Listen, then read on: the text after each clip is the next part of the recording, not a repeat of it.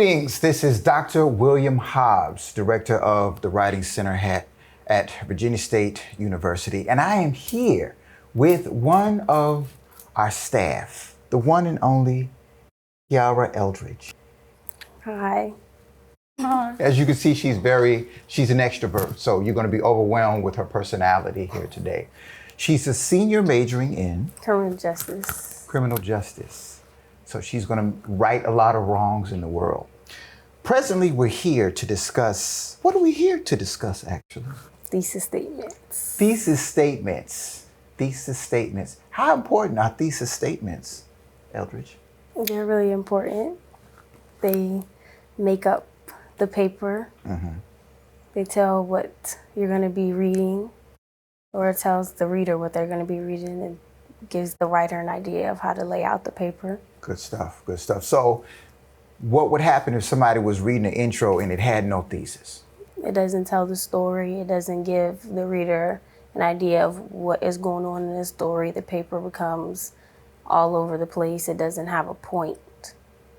Like, it doesn't come to one point or come to the points that are trying to be made or understood.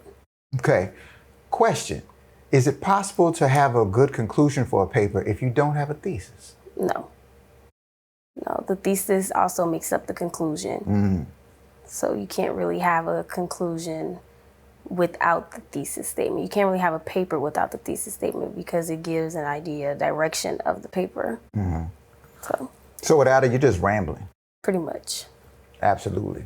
And nobody likes that. Nobody likes that. So let's come up with some ideas here. Let's say someone had to write a paper on The Other Westmore, for instance. Mm-hmm.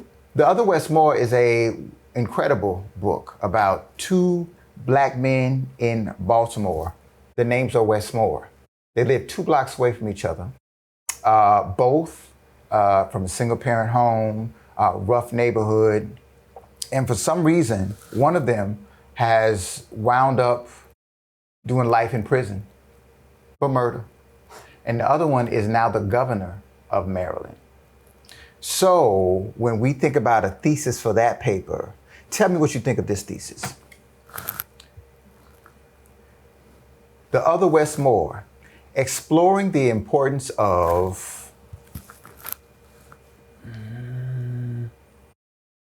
external influence and personal responsibility. External influences meaning that their neighborhood, the rough schools they came up with, their family structure, and then personal responsibility, the people that they're going to be regardless. They're going to, if one is interested in music, they're going to be interested regardless of the situation. If you're interested in going to school, regardless of what your circumstances are, you're going to do that. Mm-hmm. So then the paper would be about what is more important, one's external influences or one's personal drive and where that person winds up in life. Mm-hmm. I think that's a pretty good thesis statement.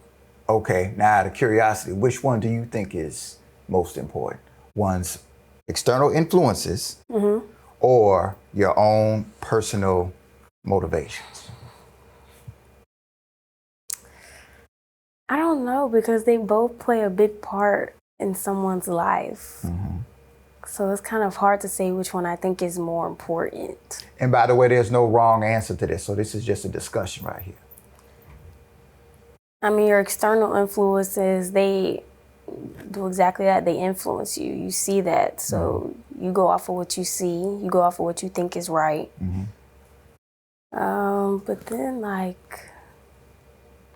don't know, the other one is really personal. It's kind of a mental thing. So it's like, I don't know. I don't know which one I think is more important. I think they're both pretty important because they both impact you in some way. So. And I think that's the heart of an engaging paper, where, all the points that you bring up, even if they're contrasting or whatever, they're good points. And it's hard to just, at face value, just say it's that. Mm-hmm. It's just that, right? Especially with, your major and what you're going to do with it.